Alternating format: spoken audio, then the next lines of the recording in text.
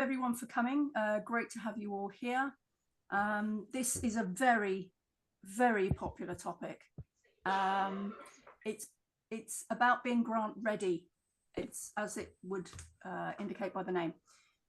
It's for people who maybe you've never applied for a grant or sponsorship, or maybe you've applied for some smaller ones and you're not really sure, you know, how you got the result you got. It's for those who maybe think or would like to know, is there a secret source to this? And it's also for those who are smart enough to know that there's always something new to learn.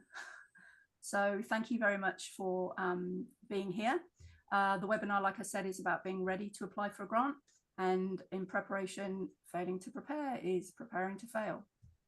Now, you might think that grants are always too hard, too much work. You only get them if you have a professional grant writer, but that's absolutely not the case. It's like running a race. You have to be ready if you're going to stand a chance for a race. So if I said, ready, set, go, you'd be like, oh, I wasn't ready. And you weren't.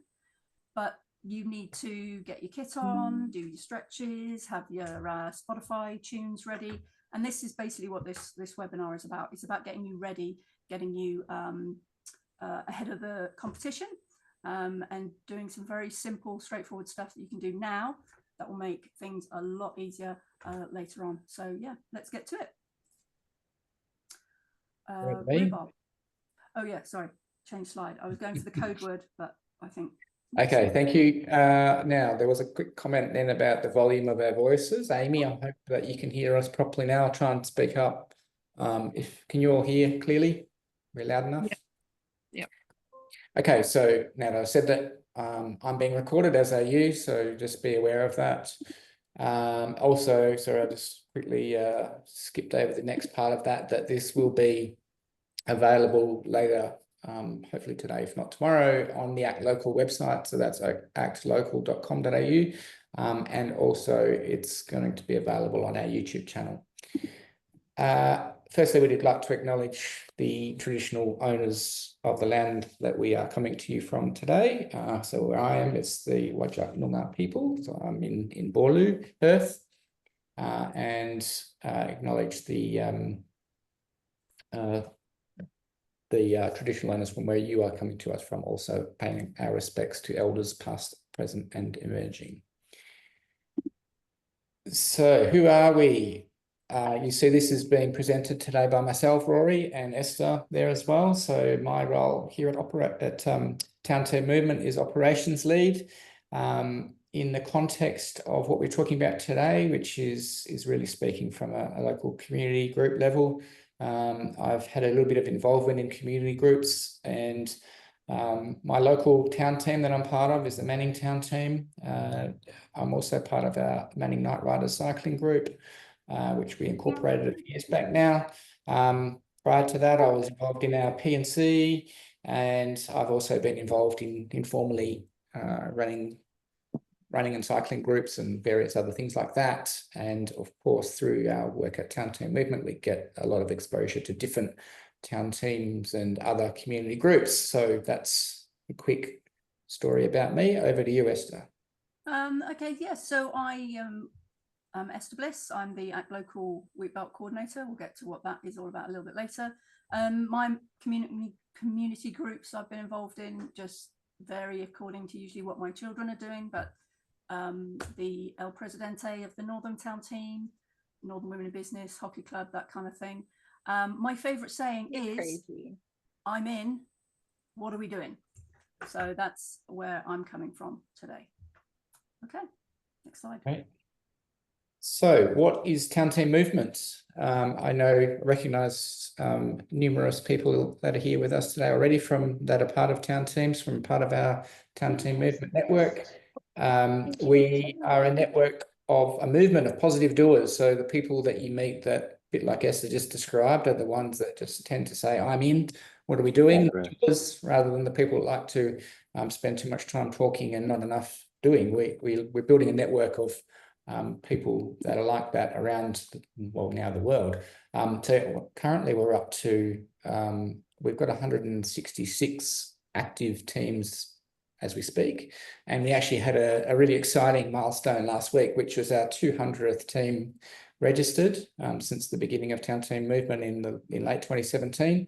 And that team was actually in the US, and it's our first United States team. We also have teams in United Kingdom, in New Zealand, and in Poland, aside from Western Australia, where it all began, and the Eastern States. So that's kind of exciting. And we like to call ourselves an underarching movement. So we sort of support, we're not trying to dictate how to do things in your team or in your local community. We know that locals know best in their local areas, and we just want to support them the best way that we can. What are we passionate about? I guess a few things that we see. Part of what we do, we work with a lot of local governments and governments in general. I don't know if you've heard of something called 2-4 with by. That's a model where it's I guess it categorizes the interactions between governments and their communities. Basically starting from a point where a government would just do things to their community without much in the way of consultation. So that might be things like emptying your rubbish bin, where it doesn't really require too much feedback and negotiation. But then moving towards governments that tend to do a lot more consultation, and we tend to sort of categorize that as doing for. Then when we have more empowered communities where there's a lot more collaboration going on with local groups and local citizens taking more action, governments are tending to do more with their communities in collaboration. And then when we have the high achieving communities that are really empowered and really upskilled and resourced, those communities can be doing a lot of things by themselves without a lot of support whatsoever. So what we're trying to do is to work with local governments in particular to help them move further along that continuum, more towards the doing with and the doing by, rather than the doing to and the doing for. So that's sort of on the government side of the equation. That's kind of what we do. On the citizen side of things, we like to try and inspire people to move from being what we call passive consumers more towards what we call an active citizen. So, and that can be a bit of a journey for some people. So we're trying to sort of move away from the sort of things like someone should do something about this, thinking, well, who's that someone? Why can't that someone be you? And we want to help you if you're that sort of person that wants to actually start making things happen. So moving from a passive consumer to a doer, an individual doer. And then when you find others like you, forming a team, maybe it's a town team, maybe it's joining an existing community group or so on. And then as you go further along that continuum, you may be able to, become gradually more of what we call a civic leader or even an impact, which is someone that has more and more impact across the broader community. So those are the kind of things that we're really interested in promoting at Town Team Movement. And if you like the sound of that, I'd suggest you perhaps go and look at our Town Team Movement website. What are the other things? Or how do we do this? So we've got sort of the 4 main areas of Town Team Movement. So I've talked a lot about town teams already, supporting that network of town teams.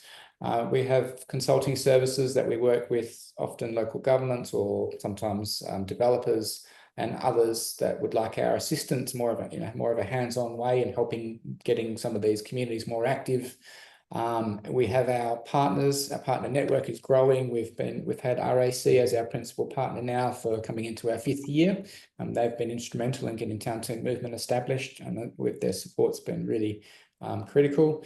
We've also established partnerships with the Road Safety Commission, with Main Roads, with the Department of Local Government, Sports and Cultural Industries, and we have numerous other partnerships that really support what we do.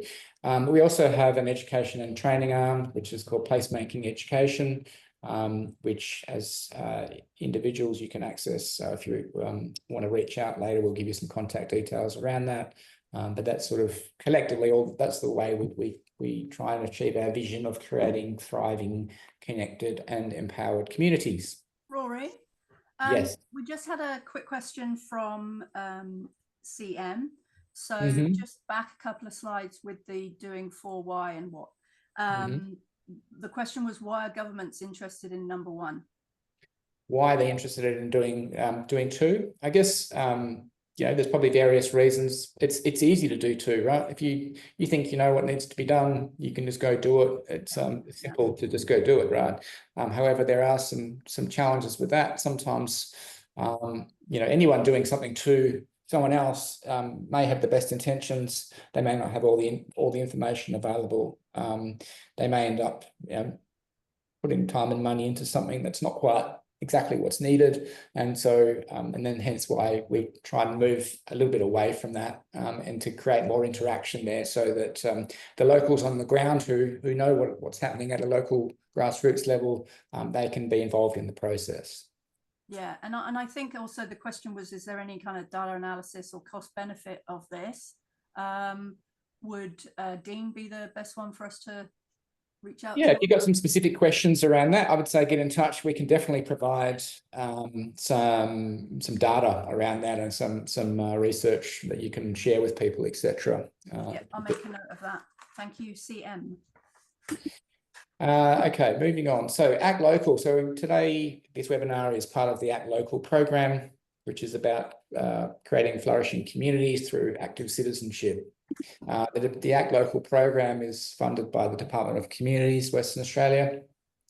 And it's all about supporting volunteering and what we call volunteer involving organisations. So we have a few people here that are part of organisations that themselves like to support volunteers, and it's all part of that, I guess, an ecosystem of how we help people, get more interested and engaged in volunteering, become more effective at being volunteers and being part of that. And we can engage. We try and create ways to inspire and engage those individuals to, volunteer and get the benefits that come with that. All right, over to you, Esther. Okay. You just want to see everything. Can we go back? Okay. So middle click, please, on today's show. Rory, we've got some grant ready stats. My stats, remember that 73% of stats are made up, so just bear that in mind. Rory, what is grant ready? We're going to discuss that. Wish lists and budgets, grants versus sponsorship, what's the difference?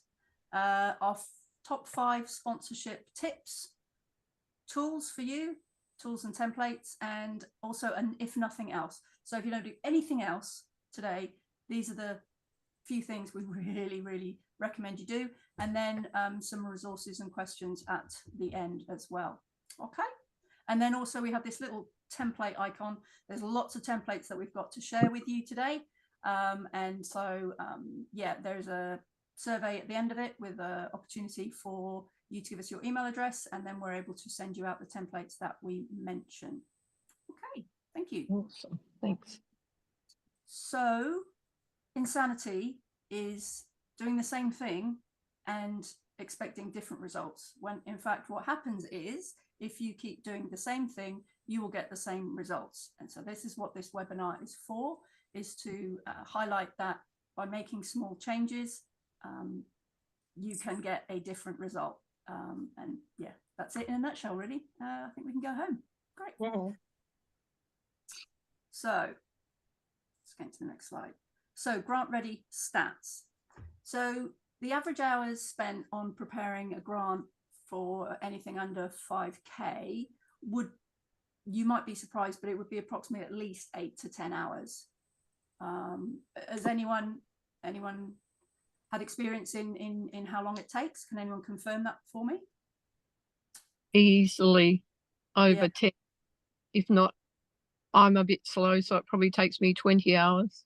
I know. And how about that as a deterrent to apply for money? You're like, I don't have 20 hours free. You're absolutely right, Robin. Yeah. And so, Robbie, if you just click there, please. So yes, these hours are like finding grant, identifying which project that might fit the grant, calculating the budget, getting quotes, resources, in-kind donations, business donations, and then the application itself. So what this Grant Ready webinar will help you is do a lot of that prep work up front that can actually be delegated to other people in your team. So it's just not you sitting at home on a Sunday working until the small hours getting it done. This is a great opportunity to delegate and collaborate with your team. And I would say the hours being saved by being grant ready, from my experience, absolutely hand on heart, you'll, well, just thank me later. Name your first grandchild after me. It's okay. All right, next one. I would please. also say, Esther, that just by being organised like this, it's not just the She's time. not. She's being horrendous. You don't want it anymore. I'll take her home with me.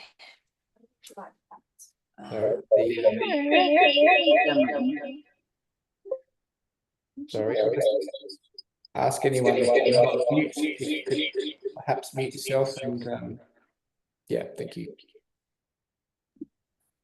Sorry, you You're a bit echoey. here again now. Yeah. Yes, it's all about, I guess, getting a good result as well. At the end of the day, time saving is very good, but we can ultimately get a better result, I would say, if we are better organised. Absolutely. There's nothing worse than seeing a grant come up and then there's this frantic scrabbling around to get it done in the 6 weeks that you've got. And that's if you've seen about the grant happening at the very beginning, you know. So what is grant ready? Grant ready is about having the key pieces of information at your fingertips, so you can reduce that time spent doing the same thing over and over. I have a local butcher in town. He's involved in the country club. He said to me, I said, have you seen that grant? It's simple. He goes, there's the first 5 pages, he said, it's all admin. It's all like ABN and bank accounts. And he said, I don't have time to look all that stuff up. This is what being grant ready is about. And you should be grant ready because it puts you ahead of the competition. As Rory said to me today, it's great for succession planning. If you've got all this information in one document, then you can, you can delegate. You can ask someone, look, most of grants are online these days. You can say, hey, can you just fill in the first 5 pages of that grant for me? Because traditionally they'll all be the same. Who are you? What's your ABN? What's your bank account? And all these kind of things. 50 words about your organization. So by having this grant ready template filled in, you can delegate, and it will save you a lot of time, finding your ABN and all stuff like that.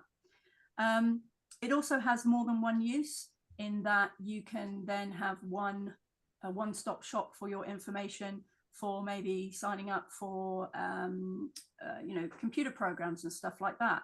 They quite often want your ABN or stuff like that. And if you don't have to scrabble around from it, you can just go, oh yeah, that's in the grant ready template. Then boom, you just open it up. Otherwise, you're doing what that guy in the picture is doing. You're just trying to mop up the sea. It's a complete waste of time. It drives you nuts, I'm sure. So I guess the question that you have to ask yourself, though, before we go down this path is, do you feel lucky? No, actually, I've always wanted to say that. That's not the question. The question is, sorry, this is being recorded, right? The question is, do you want to continue to waste time or do you want to invest time? And by that, what I mean is, do you want to continue to do the same thing over and over again because it seems easier? Or do you actually want to take the time out now and create the document, create the information so that further down the track, you save time? It's about delayed gratification as opposed to instant gratification. People like to do the same thing because it's comfort and familiar. But if you go through the pain once, if you look for that ABN number just one more time, you won't have to look for it again. You won't have to look for your bank account details again. You won't have to look for your social media tag anymore. Just do it once, one more, and then it's done. Next slide, please. So this is an example of what a grant ready template is, of which we can supply. And you might be thinking, hold on a minute, I thought there was some secret sauce. It's really not. It is really as straightforward as this. And to be honest, having a grant ready document for me has been an absolute game changer in terms of saving time. So you have your entity name, you put your full name down, not just NTT, because I'll tell you what, if I have to type out Northern Town Team again and I don't use capitals in the second team, it just, yeah. So it's organization name, ABN, maybe your tax file number, what's your website link, what's your Facebook link, your account name on Facebook, Instagram, then your bank details, 25 words about what your organization is. And the prompts would be the X community group is for those interested in X and where people come together to do Y. So you can keep writing that every time you do a grant application, or you can just write it one more time and never have to do it again. What else have we got here? We've got your referees. So when you usually submit a grant application, sometimes they will ask you for referees. So I used to find that I would get to 10 p.m. and I'm just about to submit the application, and I didn't see the last page where it says referees, and I go, oh, who am I going to ask? I can't ask them now, but I got to get the application in. I'm just going to put them down and talk to them tomorrow. Well, how about you talk to them up front? You have their details, you have their phone number, and you only have to write it down once, one more time, and that is all. Every time you do a project and you have some achievements or success, put it down in this document, because quite often, I know the Northern Town team, we forget what we've done. We're moving so fast. We're like, oh yeah, we did that thing. Just go back to the grant ready document, pop in, this was the event, this was the date, and a few dot points, and it will be a trigger for you when you're looking to apply for a grant or a sponsorship. It's just success amnesia. It's called, if you can't remember those things, which is pretty much what I got. What else have we got in the grant ready template? Supporting letters.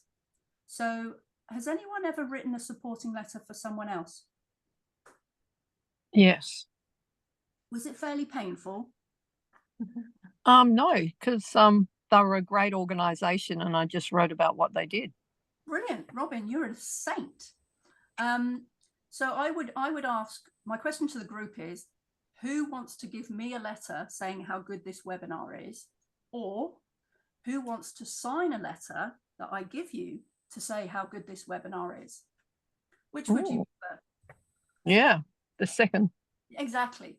So when I'm asked for a supporting letter, I'll put it on my to-do list, but you might not get it within 2 or 3 weeks. But if you send me a supporting letter, and again, we'll provide the templates for you. If you send me a supporting letter, I can look at it, tweak it, sign it, and get it back to you within, well, it could be, if I do it now, then you'll get it within the day.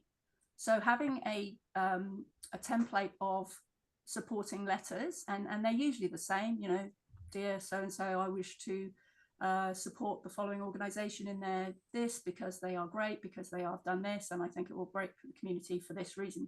And you just send the same one out once you've got that template to all those people or all those organizations, MPs, local government, when you need a supporting letter, and they know that they're going to get it because you've touched base with them prior, and then it's less of a headache for them. So look, if I get a supporting letter, if I get a request for a supporting letter, you pretty much got to wait a long while. So yeah, there's your tip for supporting letters. Okay, next slide. Any questions? Sorry, I should ask. I would also say that with supporting letters, if you write it, you probably get a little bit of creative license to be able to describe your own organization in the way you'd like it to be described. And as long as it's not too far-fetched, the person signing it will hopefully agree with you, and then you have more control over the process while saving them time also. Yeah, that absolutely couldn't agree more. And probably use the word awesome only once or twice, I would suggest. People tend to get a little bit, no. But yeah, we have templates for you. It's again, like all of these things we're going to discuss, they're just tiny little atomic things that will make your life easier. Okay, so where are we on to? You've clicked, haven't you? All right. Grant ready. So we talked about the admin side of it, the grant ready kind of template. What we're going to mention briefly is creating a wish list up front, and that is a lot of fun, believe me, honestly. And then we're also going to touch on budget, and with these things, the great news is these things can be delegated to your group. They can be done at any time. I mean, this is the beauty of it. You do them prior. Once you've done this, you just need to tweak it every so often. So I would say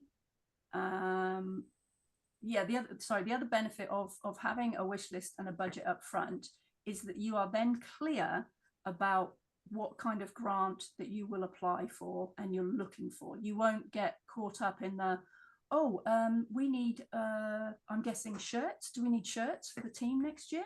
Great.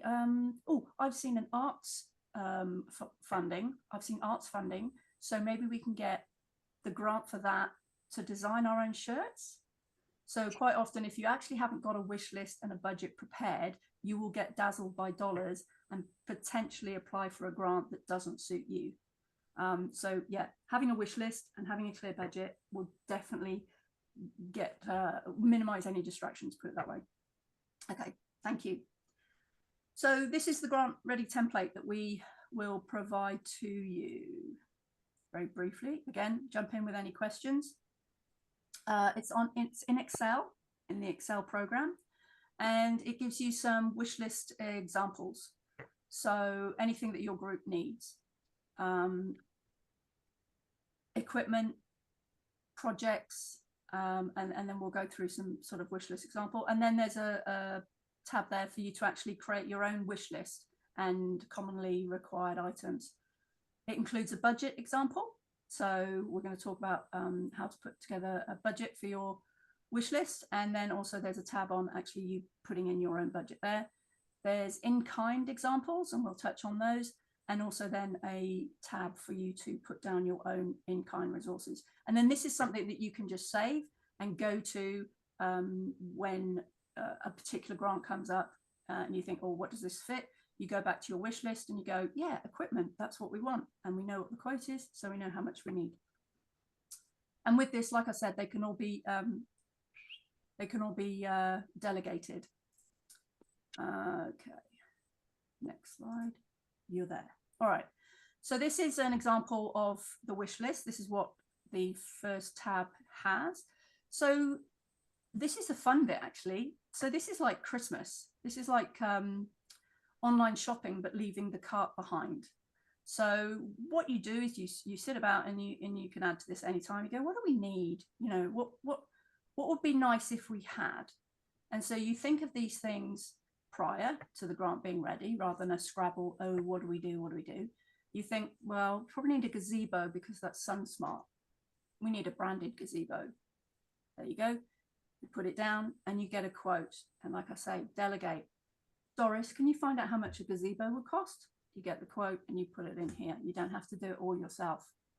A PA system, maybe some chairs, common items. So if you're gonna, with your events and activities, always need printing, put it down here and get the quote for it. So when you do go to apply for a grant, you can go to your wish list and you can see printing, right? And you can basically copy that line and know how much the printing is going to cost you, or how much 20 cupcakes are going to cost you for your Thank a Volunteer event. It's all about saving time. It's all about saving time. You can also include things like training. So first aid training or volunteer, working with children checks, find out how much they cost. So all these things can be considered prior to the grant, and you've got them there to see whether they fit the grant that you're applying for. One thing I was going to mention here with this spreadsheet that we've created for you, when you apply for grants, quite often they'll ask you to put in the total amount exclusive of GST. I think it's mentioned in a later slide, but what this, where are we going? Can we go back, Rory? You're distracting me, sorry. So with the budget here, you've got cupcakes that cost $100. Have they got GST? No. So the full amount that you would claim would be $100. That calculates for you automatically.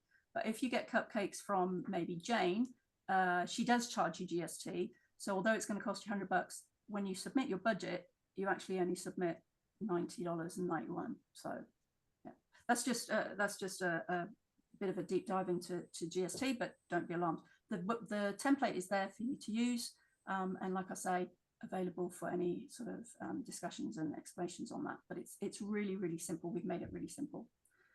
Okay. Next slide, please. Yeah. Thank you. Right. Sorry. Come on. All right. You can click once, I think. Hang on, I've gone back a few steps. Really? I know, hang on, somehow I've got myself into it, even though I'm Because clicking, it's moving backwards.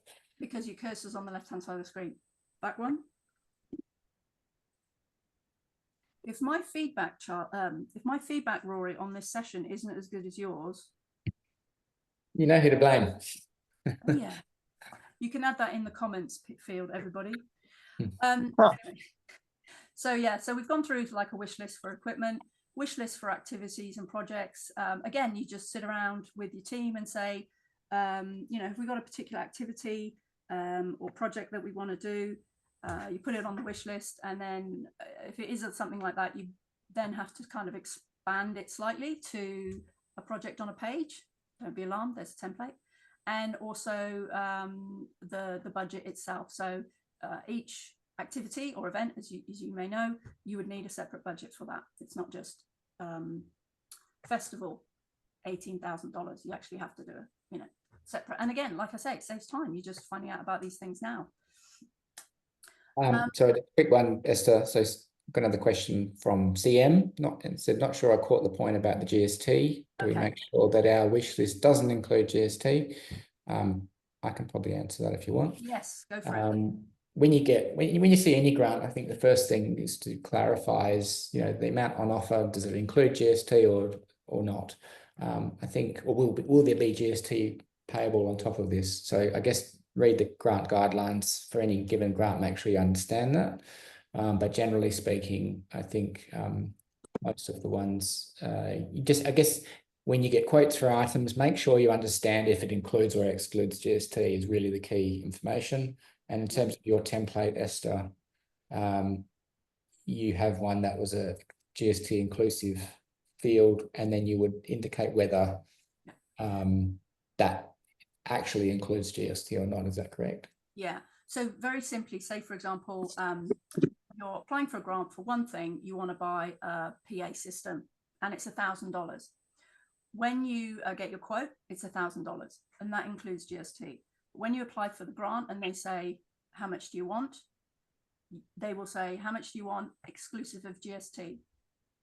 So you won't get the full $1,000.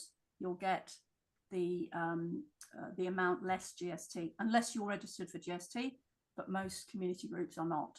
So that's just to bear in mind when you submit your budget. Quite often they will say, what is the total amount exclusive of GST? So what that budget spreadsheet does is work out for you what is the total amount exclusive of GST. Yeah, that's good. So CM just said, got it. Thanks. Always have GST broken out separately, just in case the grant may not want it included. Yeah, spot on. That's exactly right. And that's what the spreadsheet does. It's very simple. You indicate whether it's GST or not. If it's not inclusive, it will calculate. If it's not, it will leave it. So I hope that makes sense. But yeah, great question. Thank you. So what are we talking about? Yeah, activities, project on a page and individual activity budget. Again, all can be done up front. The project on a page, I think if we go to the next slide, Rory, this is what it's like. It's really not that scary, and it is on one page, and it really, really does help you. I can't stress that enough. So first of all, you've got what the project is, project manager name. That's really important. Quite often you need to kind of establish who that project driver will be. It might be a couple of people, it might change, it might be a question mark, but it's always good to identify who will run with that. The Northern Town team, for example, we had one of our key players step back, and the project that we were running, she was actually the project lead. And so with these things, I always suggest that you put in a backup so that you're covered if, you know, people sort of step out.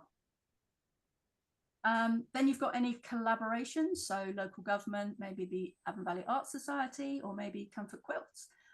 So anyone that you can collaborate with and go in with you on the project in terms of, you know, reducing risk, maybe increased amount of resources, and that kind of thing. So the town teams are that, in that we always look to try and collaborate as much as possible, and do things with other community groups. And we found very much so that shares the load, and also creates a great partnership for future activities, projects, and whatnot. So yeah, that's why we've included it there. Maybe a project start and end date, how long the project might take, what's the purpose of the project, so why are you doing this? So it might be, well, we need to buy some chairs. Well, why do you need to buy some chairs? The existing ones aren't safe, and the outcomes would be better safety. So, and you don't need to go into a lot of detail for these. It's just like, first thought, 1 or 2 dot points. It's only for internal use, so that you're all on the same page about what the project is for and why you're doing it, or why you want to do it. What's the process? So how will you achieve it? Simply, my mind has gone blank. Rory, jump in at any time. I don't know why. In scope, process, sorry. Yeah, so how are you going to achieve this project? Well, you I would just step it out depending on what type of project it is, and do it chronologically over time of what are the planning steps required. Is it to go away and get quotes? Is it, if it's an event, it's things like locking the date, locking the venue, booking your suppliers that are going to be involved, go and purchasing the equipment you need, etc. Just sort of step that out. Yeah. So that you've thought it through, and that the person reading it can see that you're understanding the intricacies of what's required. So some of the stuff I've seen before is around they want to put on an event, they perhaps haven't put any requirement in there around getting permission or getting a say traffic management plan done or something like that. So by stepping it out, it allows you to prove that you've thought through what's required and make it clear if you're missing something. Yeah. So yeah, the next thing would be like what's in scope and what's out of scope. Quite often, for example, thank you volunteer event. What's in scope? Thanking volunteers. What's out of scope? Promoting volunteering groups. If they want to promote themselves, great, but it's not in the scope of what the project is about. And I find it useful sometimes. It's easy what's out of scope, and then therefore that kind of feeds into what is in scope. Again, this is just to clarify for your team what the project is about.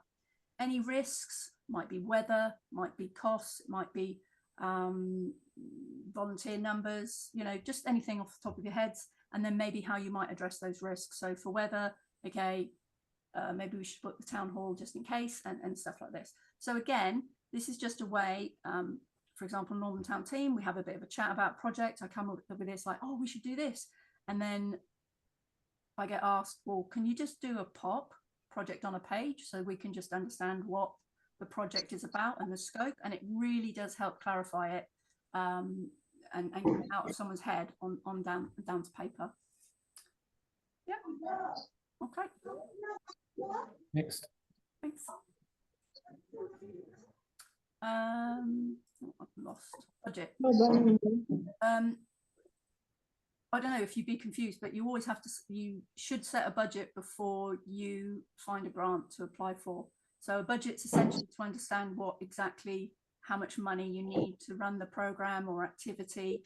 And without the wish list and a budget prior, you could waste time researching a potentially unsuitable grant. You might have an idea for an activity, see a grant, go, oh, that would be great. And then you research it, you download the guidelines and and then when you work out your budget, you actually find that, well, the grant actually isn't going to cover it. So always useful to do a budget for an activity prior. Getting quotes, like I say, can be delegated. Consider some in-kind donations. So Rory, you had a good point about when you're applying to companies that they can provide in-kind vouchers and things like that. Was that right? Yeah, I was thinking, depending on who you're looking to donate things, a small business, for example, might struggle to find a decent chunk of cash to give you. However, say, for example, one option was, we'd like you to sponsor us $500 to help us out with this project.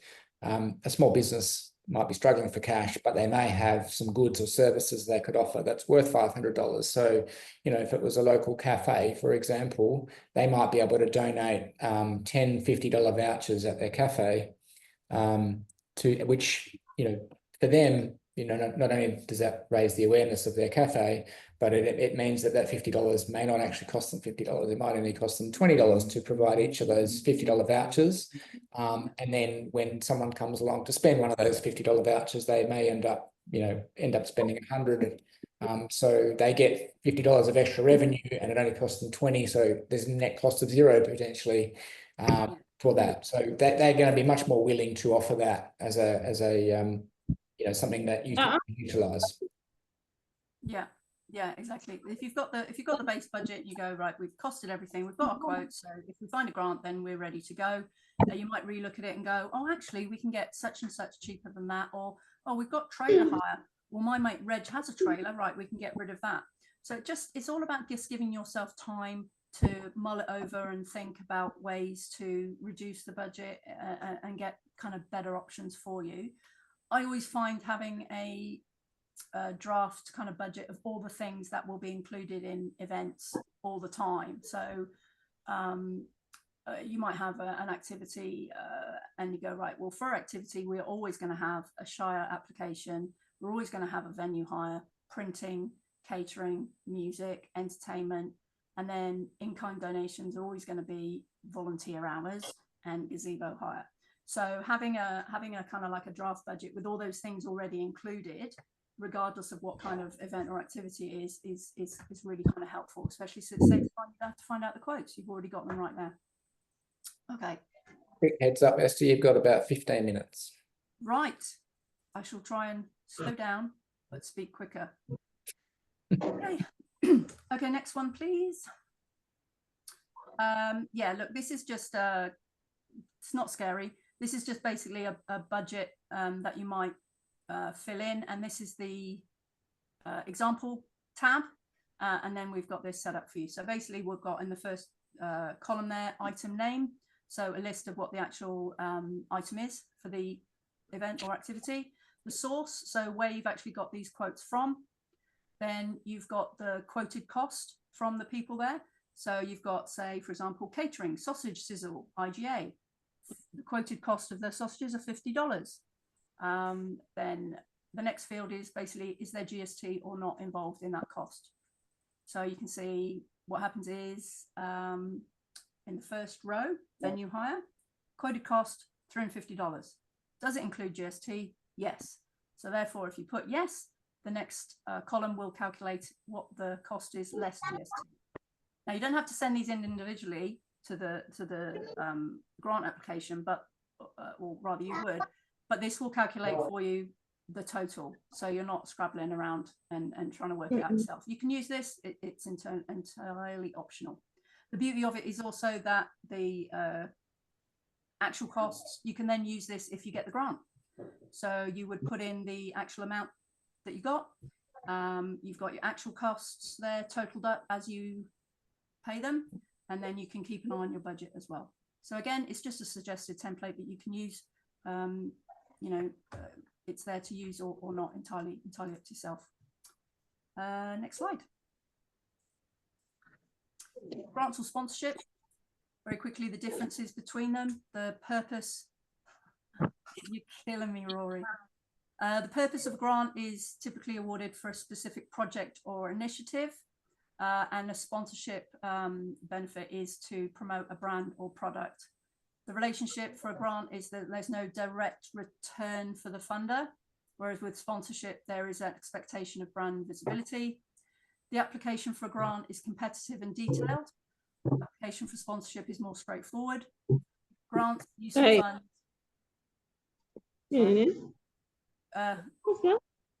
Sorry, so the use of funds for grants is restricted to your project expenses, whereas with sponsorship it's much more flexible. The expectation for a grant is that it focus on the project outcomes, whereas for sponsorship, the expectation from them is focusing on their marketing benefits and visibility. So those are the differences between the two. Next slide, please. You're really going to kill me here, I know. So in terms of preparation, if you click the next slide, click again, please, Rory. Boom. Best preparation for a grant is you get on this website and you, if you haven't already, you register, you put in keywords, and you will get an email, optionally daily or weekly, about what grants are available. So if nothing else, you need to go here. If you can click again, please, Rory. Thank you. Back to this one. So, sorry, I've just clicked the next one. Apologies. So Grant Connect is, sorry, I'll skip this slide since we're running a little bit out of time. Top 5 sponsorship. It's going backwards again. Yeah, if you keep the cursor in the middle of that's it. Thank you. Oops, So, no, it's going back. So I've got to put my cursor here. Here we go. All right, when you're giving feedback, make sure you name the person concerned you're providing the feedback about, ladies and gentlemen. All right, so top 5 sponsorship tips. How many people have sent out sponsorship letters and you've never heard anything from them again? Yeah, many, I'm sure. So research the right sponsors for your activity. Focus on the sponsors whose brand aligns with yourself. So an obvious example would be a children's football team may not approach the local pub for sponsorship with, or an energy drink. Just look for the right sponsors rather than let's just send it out to the mailing list of the Chamber of Commerce. Know about what they're about. If it's a family business, then appeal to their family interests. When you write your proposal, you have to be clear about the benefits to them. Like, why would they give you money rather than we're a community group and we need money? So put yourself in their shoes and think about why would they give us money and what we can do for them. The reach and audience. So tell them who you are going to reach. And usually a good idea would be to match their target audience with your target audience. So if they're, for example, a pub again, and you say, oh, we've got a great audience with, school-age children or nursery children, that's not going to be ticking any boxes for them. So match who your target audience is with their target audience. What do we got next? Sorry, next page. Relationships.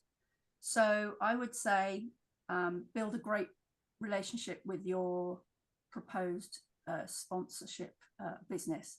Don't just send out an email or a letter saying to whom it may concern, because if they get a sponsorship letter saying to whom it may concern, they're going to file that under B for bin.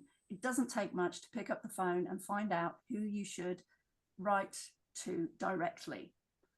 If you regularly socialize in one particular venue in town, approach them for sponsorship. Don't approach someone else. I regularly, as a licensee, get people coming in and asking me to sponsor their football team. I've never seen them. They've never been in, and I've been open for years. So, build up the relationship with the people that you want to get sponsorship for, and maybe just ask them, what would it take for you to sponsor us? What would we need to do for you to sponsor us? And putting it back on them is a great way of them actually thinking, well, we'd need this and this, and you'd be like, oh, well, that's easy, we can do that. So don't be scared of going in and talking to them, and start early. Don't wait until you're actually desperate for the money. Build the relationship up earlier. Yes, I mentioned that my example of my quiz night. So I was involved a few years ago in organising a school P&C quiz night, and we knew we were going to get around about 200 people along from the local community.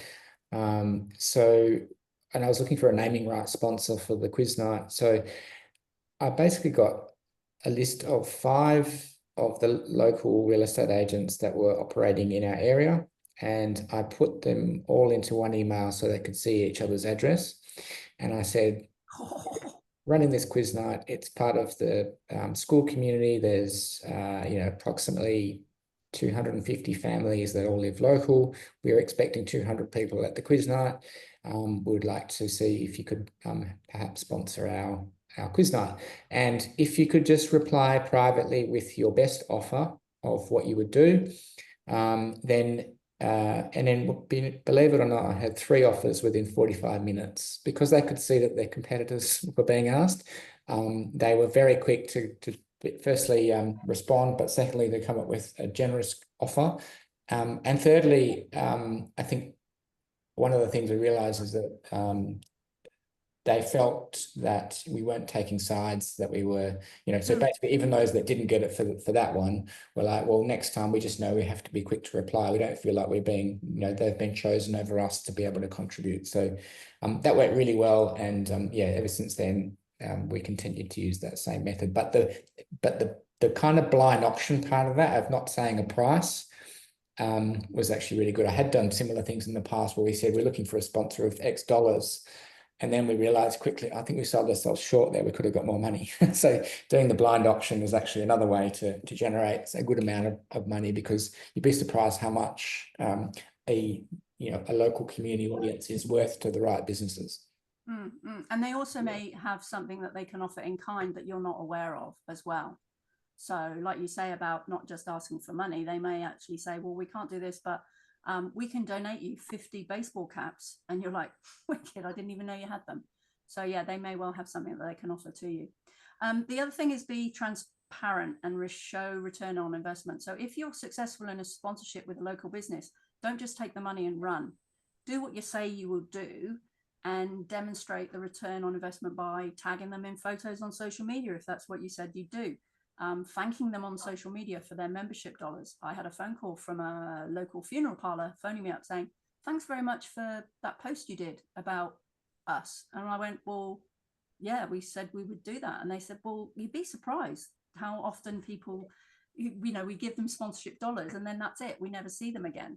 So think about the sponsorship as a partnership, as a long-term partnership. So if you get a great relationship with a sponsor, it's going to be easier for the following year. You may even get a 5-year handshake deal out of it if you are a good investment for them.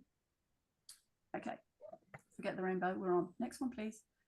Tools. We had a great Get Techie. Rory did a great Get Techie workshop, Get Techie workshop webinar that's available, and he talked about all the different tools that will basically optimize your functionality as a community group. So they were like Google and whatnot. I won't go into detail, but the one thing I will mention is about forms and surveys. My personal preference is to use Google Forms more than SurveyMonkey. SurveyMonkey offers you a free survey, and so you go in there and you create your survey, which is great. But I found normally they go, oh, do you want to add this? Oh, do you want to add that? It's like going into a clothes shop. Try this bracelet on. Oh, match those earrings. And before you know it, you then get up to the counter and they go, oh yeah, no, it's not free. You have to pay for those extra things. And meanwhile, you've created a survey or a form and you're like, I've got to take out all the stuff that I thought was free. So SurveyMonkey, Google Forms all the way, I would suggest. Yeah. And I have to admit, I didn't cover this sign-up zone one in Get Techie. So but using volunteer management tools like those are really handy in saving you time before an event, because it can be a lot of toing and froing when it comes to managing volunteers. So yeah, I haven't used sign-up zone, but I've seen some of those volunteer management tools and they're really good. It's a game changer. It really is a game changer. Of you go in and you put in all the volunteer kind of spots, and then you share that link, and then people can just go in that link. They don't have to register. They don't have to do anything. They just open it up. They see the times, they see the activities, and they just put their names to it. They see where the gaps are. And then basically it provides you a list and you can run it off by name, sign up zone. Do yourself a favor and sign up to sign up zone. Okay, next slide. So I mentioned about doing the same thing and expecting different results when in fact you'll get the same results. And I wanted to just reiterate that attending today's session is great, and that's the first step.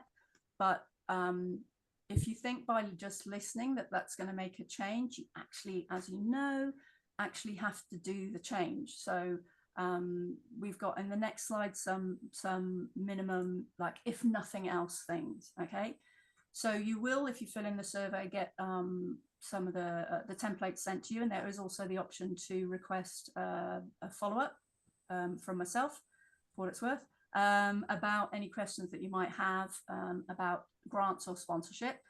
So you'll get the grant ready template. I really highly suggest you just look for your ABN for the last time and do that template. The wish list and budget, just sit about and create a wish list. The next step might be getting quotes, but at least create the wish list so that you're not wondering, oh, there's equipment grant. What do we want? What do we want? Do the preparation. This really will save you time, and you can delegate these things. Grant Connect, the website link,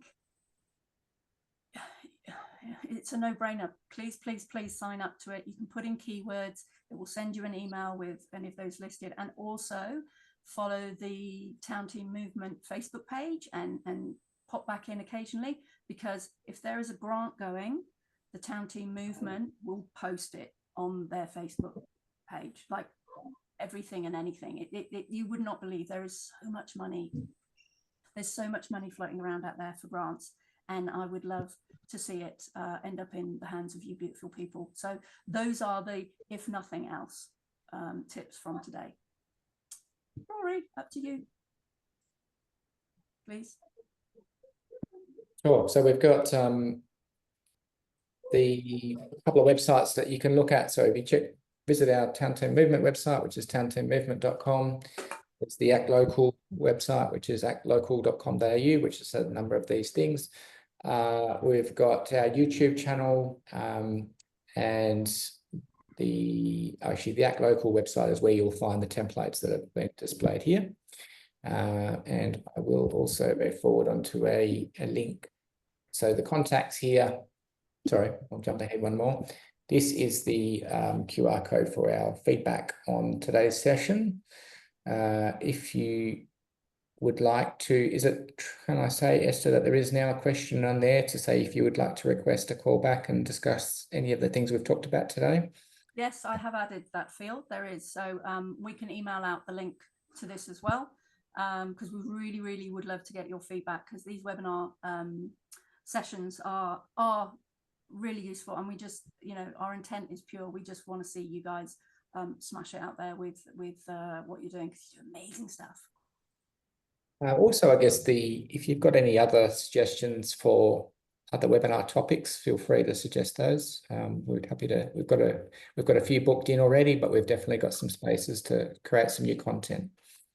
Yeah, and I would say today is like there are so many how to apply for a grant workshops that continue to the next stage. So this webinar was really about getting grant ready by definition of the title, because it's such a very simple thing that you can do to get yourself head and shoulders above people who just get put off by the first 5 pages of admin questions in a grant application. Yeah. Now we have gone just past 1 o'clock, but if anyone has any questions, we can stay on the line for the moment and try and answer those for you. Otherwise, and you can put it in the group chat, or you can just email us using the hello@townteammovement.com website. Yep. The email address, rather. I'm happy to stay on for questions. I've got nowhere else to go. But you can turn the recording off if you want, Rory. Okay.